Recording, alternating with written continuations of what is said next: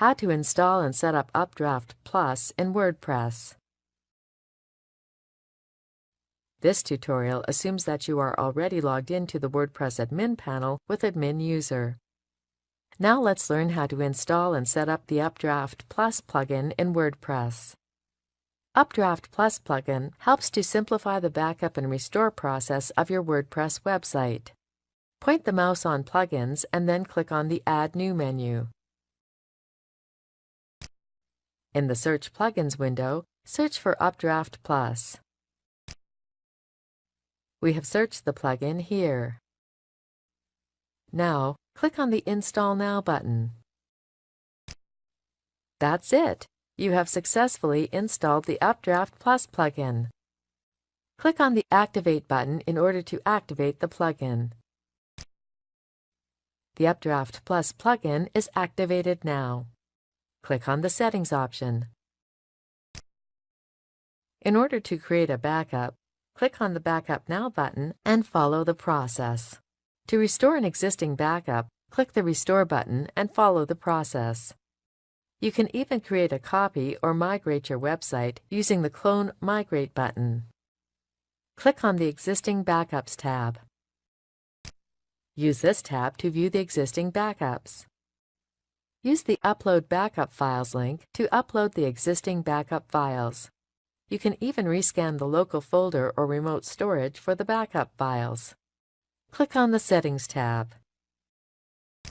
Configure the backup schedule as per your needs by clicking on the respected drop-down window. Configure the number of scheduled backups that you want to keep. Configure the remote storage where you want to store your backups as per your needs. Let's configure a FTP remote storage to store the backups. Click on the FTP icon. Configure the FTP storage details accordingly. Use the Test FTP Settings button to validate the details. In the Include in Files Backup option, select the items you want to back up as per your needs. Click on the Advanced Tools tab.